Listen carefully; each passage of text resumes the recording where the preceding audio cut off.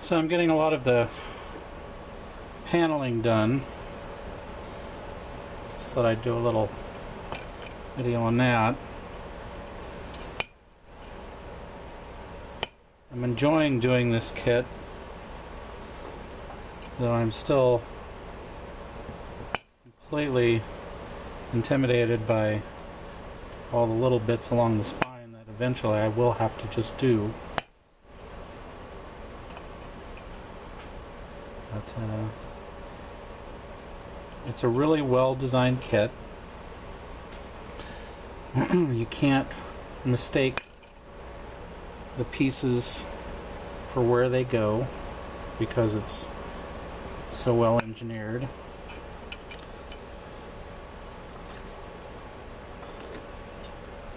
So it's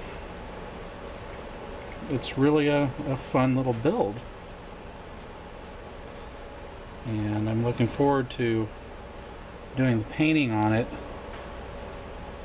to get the 2 to 3 different shades of gray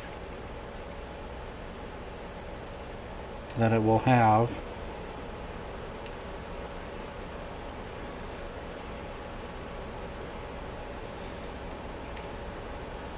And doing the lighting on it that I intend to do.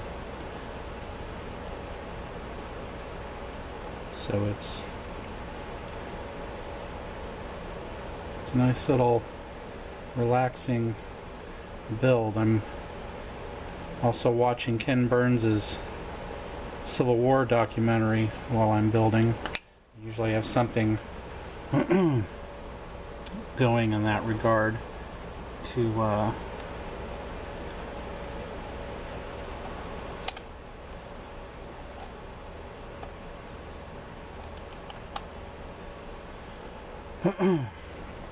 to maintain some kind of white noise. Come on, glue. It's very very warm in Sacramento region. The only thing making the garage livable right now is the fact that I bought a portable air conditioning unit last year, and I've got it directed at me, so I'm getting a nice amount of cold air blasting at me, but not very useful in terms of trying to cool down the entire garage, because the garage itself is not insulated and no way to kind of circulate out the hot air that's always coming in.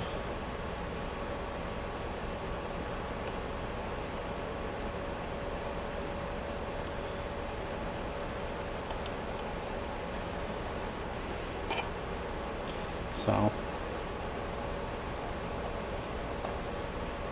as I get these pieces on, I'll show you the brace that I was showing you in the last video for securing the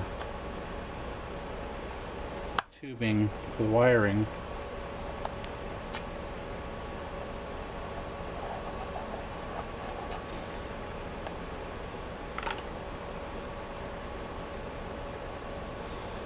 What was fun is I took a break earlier, got on YouTube, and I found a video that somebody had put together where they had done a CGI representation of most of the interior of the Discovery, which was pretty cool. They didn't have the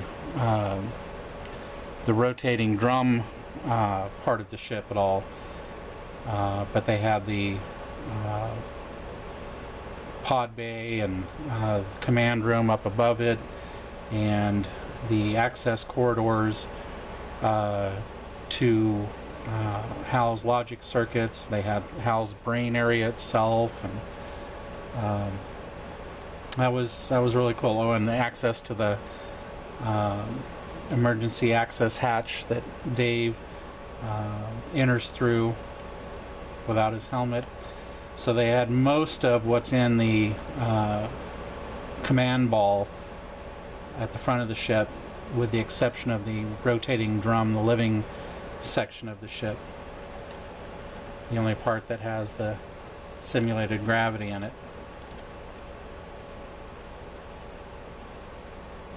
Okay, so you can see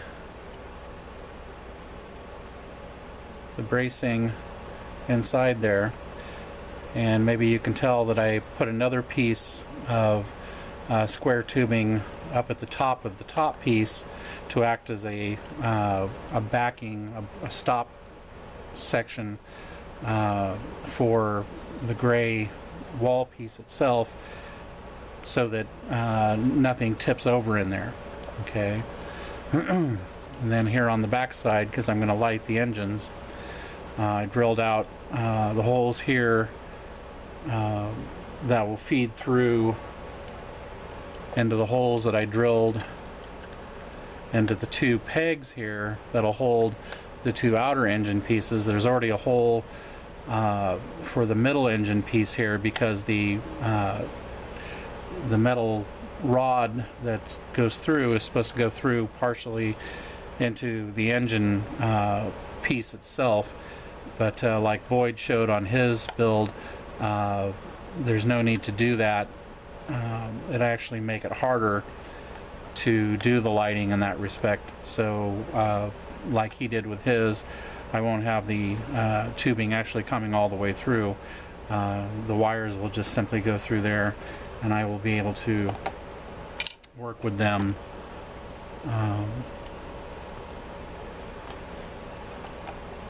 inside.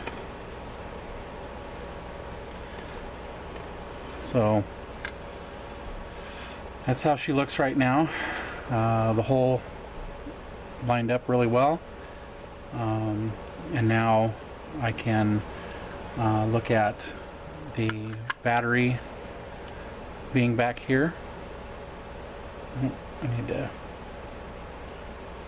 get the camera at a different orientation to myself, so it's kind of like doing things in a mirror.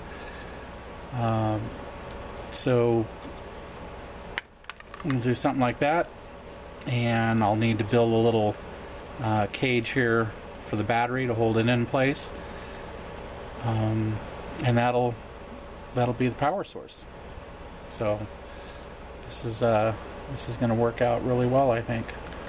Like all that space that is inside this to do what you need to do. Okay, come back at you.